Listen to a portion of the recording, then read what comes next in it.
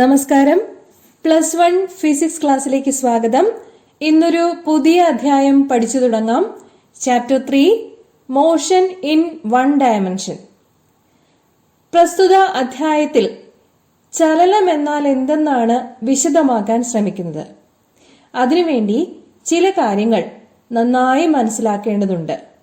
അവയാണ് വെലോസിറ്റി അഥവാ പ്രവേഗം, ആക്സിലറേഷൻ അഥവാ ത്വരണം, റിലേറ്റീവ് വെലോസിറ്റി അഥവാ ആപേക്ഷിക പ്രവേഗം. ഇതെല്ലാം പഠിച്ചതിന് ശേഷം ഏതാനും സമവാക്യങ്ങൾ, അതായത് കൈനമാറ്റിക് ഇക്വേഷൻസ് ഓഫ് മോഷൻ നമ്മൾ വിശകലനം ചെയ്യും. ഓക്കെ, എപ്പോഴാണ് ഒരു വസ്തു ചലിക്കുന്നുണ്ടെന്ന് പറയുന്നത്? സമയത്തിനനുസരിച്ച് വസ്തുവിന്റെ സ്ഥാനം മാറുമ്പോഴാണ്, അല്ലേ?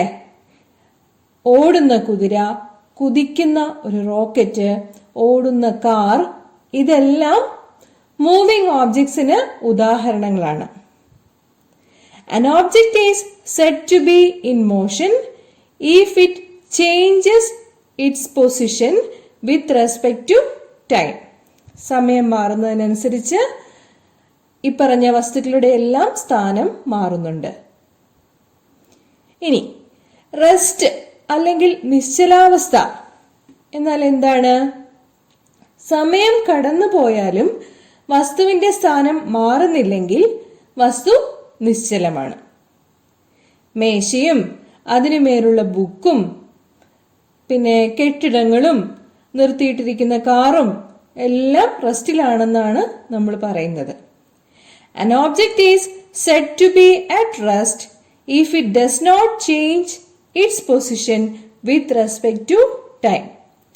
സമയം മാറിയാലും പൊസിഷന് വ്യത്യാസം ഉണ്ടാവുന്നില്ല. So, I think the concepts of motion and rest are clear. Okay?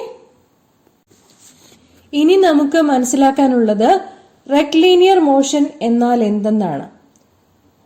ഒരു സ്ട്രെയിറ്റ് ട്രാക്കിലൂടെ ഓടുന്ന ട്രെയിനും നൂല് പിടിച്ചതുപോലെ നേർരേഖയിൽ നടക്കുന്ന ഒരു ചേട്ടനെയും കാണുന്നില്ലേ? രണ്ടും റെക്ലീനിയർ മോഷന് ഉദാഹരണങ്ങളാണ്. അതായത് motion of an object along a straight line is known as rectilinear motion. അടുത്തത് വളരെ പ്രധാനപ്പെട്ട ഒരു കൺസെപ്റ്റാണ് what is a point object. വസ്തുവിന്റെ വലിപ്പം അത് സഞ്ചരിക്കുന്ന ദൂരത്തെ അപേക്ഷിച്ച് വളരെ കുറവാണ് എങ്കിൽ പ്രസ്തുത വസ്തു ഒരു പോയിന്റ് ഓബ്ജെക്റ്റ് ആണ്. കൂടുതൽ വിശദമാക്കാം. റോഡിന്റെ നീളവുമായി താരതമ്യപ്പെടുത്തുമ്പോൾ കാറിന്റെ വലിപ്പം വളരെ കുറവാണ്. That means car is a point object. നമ്മുടെ പ്ലാനറ്റ്സ് ഏതൊക്കെയാണെന്ന് അറിയാലോ? ബുധൻ, ശുക്രൻ, ഭൂമി, ചൊവ്വ, വ്യാഴം, ശനി, യുറാനസ്, നെപ്റ്റ്യൂൺ ഇവയെല്ലാമാണ്, അല്ലേ? ഈ പ്ലാനറ്റുകളെല്ലാം സ്ഥിരമായ പരിക്രമണ പാതയിലൂടെ സൂര്യനെ പ്രദക്ഷിണം വെച്ചുകൊണ്ടിരിക്കുകയാണ്.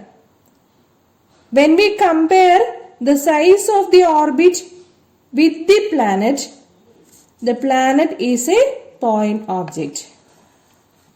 ഒരു വസ്തുവിന്റെ സ്ഥാനം വ്യക്തമാക്കുന്നതിന് നമുക്കൊരു റെഫറൻസ് പോയിന്റ് വേണം. അതുപോലെ ഒരു സെറ്റ് ഓഫ് ആക്സസും വേണം. എന്ന് വെച്ചാൽ ഒരു കോർഡിനേറ്റ് സിസ്റ്റവും സമയമറിയാനുള്ള ഒരു ക്ലോക്കും ഉപയോഗിച്ചാണ് നമ്മളൊരു വസ്തുവിന്റെ ചലനം വിശദമാക്കുന്നത്. അതാണ് ആ വസ്തുവിന്റെ frame of reference. The coordinate system along with a clock used to describe the motion of an object is called the frame of reference. അത്ര കാര്യമായൊന്നും മനസ്സിലായിട്ടില്ല, അല്ലേ?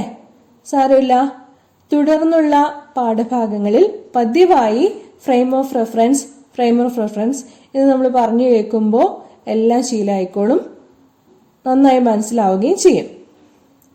നമ്മൾ എന്തിനെങ്കിലും ആധാരമാക്കിയാണ് ഒരു വസ്തു ചലിക്കുകയാണോ അല്ലയോ എന്ന് പറയുന്നത്. ആധാരമാക്കുന്ന ആ സിസ്റ്റം, അതാണ് നമ്മുടെ ഫ്രെയിം ഓഫ് റെഫറൻസ്. ഒരാൾ വെറുതെ വീട്ടിൽ നിൽക്കുകയാണെന്ന് വിചാരിക്കുക, അനങ്ങുന്നില്ല, വെറുതെ നിൽക്കുകയാണ്. വീടിനെ അപേക്ഷിച്ച് അയാൾ റെസ്റ്റിലാണെന്ന് പറയാൻ പറ്റും. പക്ഷേ വീട് എവിടെയാണ്, അല്ലെങ്കിൽ ആളെവിടെയാണ്? ചലിക്കുന്ന ഭൂമിയിലാണല്ലേ. അതായത് ചലിക്കുന്ന ഭൂമിയെ അപേക്ഷിച്ച് അയാളും ചലനത്തിലാണ്. ഇവിടുത്തെ ഫ്രെയിം ഓഫ് റെഫറൻസ് ഏതെല്ലാമാണ്? രണ്ടെണ്ണമാണുള്ളത്. അതായത് വീടും ഭൂമിയും. ഓക്കെ, നമുക്ക് ഫ്രെയിം ഓഫ് റെഫറൻസ് ആയി എക്സ് ആക്സിസിനെ കരുതിക്കൊണ്ട് പൊസിഷൻ, പാത്ത് ലെങ്ത്, ഡിസ്പ്ലേസ്മെന്റ് എന്നീ കാര്യങ്ങൾ മനസ്സിലാക്കാൻ ശ്രമിക്കാം.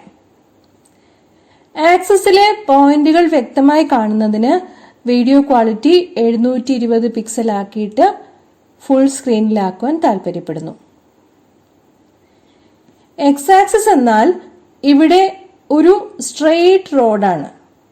ഒ, പി, ക്യു, ആർ ഇവയാണ് വിവിധ സമയങ്ങളിൽ കാറിന്റെ സ്ഥാനങ്ങൾ. ആദ്യം ഒയിൽ നിന്ന് പിയിലേക്ക് ചലിക്കുന്നു എന്ന് വിചാരിക്കുക. അന്നേരം സഞ്ചരിച്ച ദൂരം അഥവാ ഡിസ്റ്റൻസ് പ്ലസ് 360 മീറ്റർ ആണ്. ക്ലിയർ ആണല്ലോ അല്ലേ? ഒയിൽ നിന്ന് പി വരെ 360 മീറ്റർ പ്ലസ് 360 മീറ്റർ ആണ് ദൂരമുള്ളത്. ഈ ദൂരത്തെ പറയുന്ന പേരാണ് പാത്ത് ലെങ്ത് അഥവാ ഡിസ്റ്റൻസ് ട്രാവൽഡ്. ഒയിൽ നിന്ന് പിയിലേക്ക് പോയി പിയിൽ നിന്ന് തിരിച്ച് ക്യൂവിലേക്ക് എത്തുകയാണ്. P to Q path length എത്രയായിരിക്കും? പൊസിഷൻസ് നോക്കിക്കോളൂ. 360 മൈനസ് 240 സമം പ്ലസ് 120 മീറ്റർ ആയിരിക്കും. അങ്ങനെയെങ്കിൽ total path length or distance travelled equal to O P plus P Q equal to plus 360 plus 120 equal to plus 480 metre എന്ന് കിട്ടുന്നതായിരിക്കും.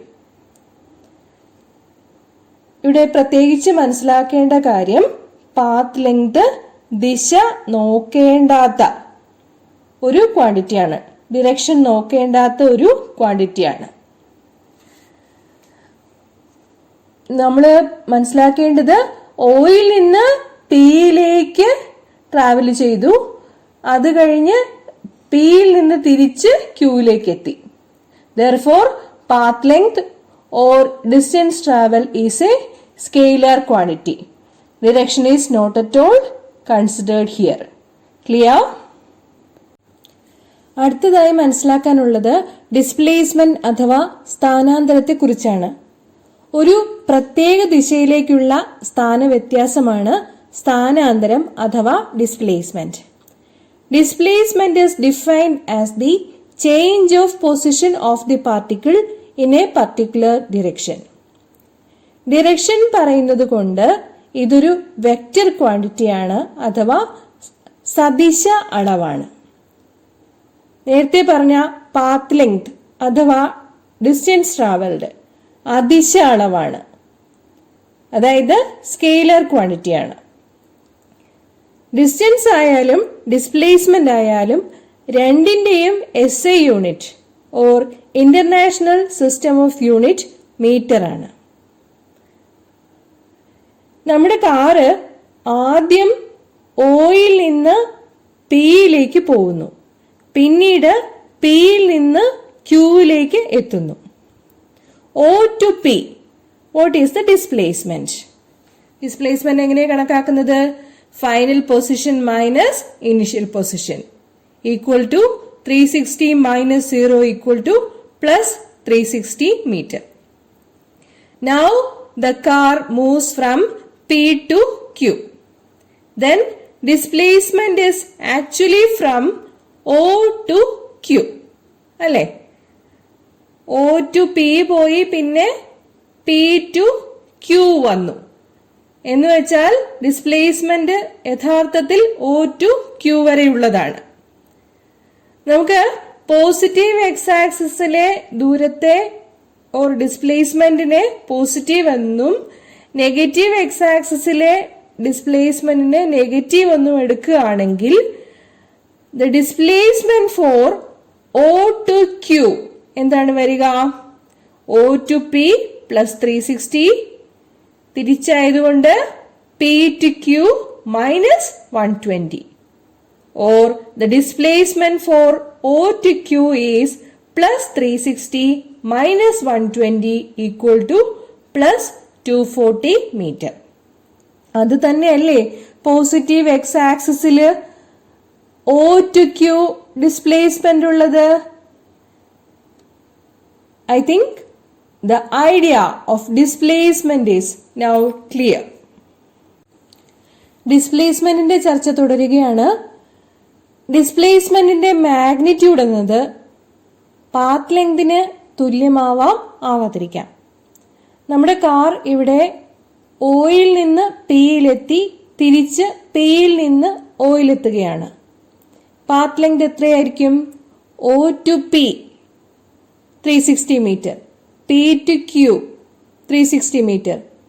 അങ്ങനെ വരുമ്പോൾ path length equal to OP plus PO equal to 360 plus 360 equal to 720 metre. Displacement കാണാനുള്ള equation എന്താണ്? Displacement equal to final position minus initial position. 0 തുടങ്ങി 0 അവസാനിക്കുന്നത് കൊണ്ട് അല്ലെങ്കിൽ ഓയിൽ തുടങ്ങി ഓയിൽ അവസാനിക്കുന്നത് കൊണ്ട് ഡിസ്പ്ലേസ്മെന്റ് എത്രയായിരിക്കും? 0 മീറ്റർ ആയിരിക്കും. That means if we consider a course of motion, the displacement may be 0 but the corresponding path length is not 0. ഒരു കോഴ്സ് ഓഫ് മോഷൻ പരിഗണിക്കുകയാണ്, തുടങ്ങിയെടുത്ത് തന്നെ അവസാനിക്കുകയാണ്. അങ്ങനെയാണെങ്കിൽ ഡിസ്പ്ലേസ്മെന്റ് 0 ആയിരിക്കും, പക്ഷേ പാത്ത് ലെങ്ത് ഒരിക്കലും 0 ആവുകയില്ല. ഏതെല്ലാം വഴി കൂടി പോകുന്നോ ആ വഴികളെല്ലാം പാത്ത് ലെങ്ത് കണക്കാക്കാൻ വേണ്ടിയിട്ട് എടുക്കേണ്ടതായി വരും. ഇനി നമുക്ക് പൊസിഷൻ ടൈം ഗ്രാഫ് വരയ്ക്കാം. ആദ്യം ഒരു സ്റ്റേഷനറി ഓബ്ജക്റ്റ്, നിർത്തിയിട്ടിരിക്കുന്ന കാർ പരിഗണിക്കാം. നമ്മുടെ ഫ്രെയിം ഓഫ് റെഫറൻസ് ആയ എക്സ് ആക്സിസിന്റെ ഒറിജിനിൽ നിന്നും 40 മീറ്റർ ദൂരത്തിലാണ് കാറ് കിടക്കുന്നതെന്നാണ് സങ്കല്പിക്കുന്നത്. സമയം 0 തുടങ്ങി 10 second, 20 second, 30 second, 40 second, 50 second, 60 second എന്നിങ്ങനെ മാറി മാറിയാലും കാറ് 40 മീറ്റർ എന്ന പൊസിഷനിൽ തന്നെയാണ്. നമുക്ക് പൊസിഷനും ടൈമും പരിഗണിച്ച് സ്റ്റേഷനറി ഓബ്ജക്റ്റിന്റെ ഗ്രാഫ് വരയ്ക്കാം. We can understand that for a stationary object, the position time graph is a straight line parallel to the time axis. Okay? ഇനി പരിഗണിക്കുന്നത് തുല്യ ഇടവേളകളിൽ തുല്യ ഡിസ്റ്റൻസ് കവർ ചെയ്യുന്ന കാറിനെയാണ്. We say the object is in uniform motion. ഗ്രാഫിന്റെ shape നോക്കിക്കോളൂ. 2 second വീതമുള്ള ഇടവേളകളിൽ 5 മീറ്റർ വീതമാണ് കാർ സഞ്ചരിക്കുന്നത്. യൂണിഫോം മോഷനിലുള്ള ഓബ്ജക്റ്റിന്റെ ഗ്രാഫ് ഇവിടെ കാണിച്ചിരിക്കുന്നത് പോലെ ആയിരിക്കും. ഇവിടെ കാറിന്റെ മോഷൻ നോക്കുക. A to B ആണ് കാർ സഞ്ചരിക്കുന്നത്. റെസ്റ്റിലായിരിക്കുമ്പോൾ കാറിന്റെ പൊസിഷൻ എയിലാണെന്ന് വിചാരിക്കുക. 10 സെക്കൻഡ് ആവുന്നതുവരെ സ്പീഡ് കൂട്ടിക്കൊണ്ടേയിരിക്കുകയാണ്. അതിനുശേഷം മുൻപ് സൂചിപ്പിച്ച യൂണിഫോം സ്പീഡിലാണ് 18 സെക്കൻഡ് ആവുന്നത് വരെ. ബിയിൽ എത്തിയതിന് ശേഷം കാർ ബ്രേക്ക് ചെയ്താൽ നമ്മുടെ കാറിന്റെ മോഷനെ സൂചിപ്പിക്കുന്ന ഗ്രാഫ് ഇവിടെ കാണിച്ചിരിക്കുന്നത് പോലെ ആയിരിക്കും. Okay dear students, today we have just started discussing straight line motion. മനസ്സിലായിട്ടുണ്ടാവുമെന്ന് വിചാരിക്കുന്നു. അടുത്ത ക്ലാസ്സിൽ കാണാം. നന്ദി, നമസ്കാരം.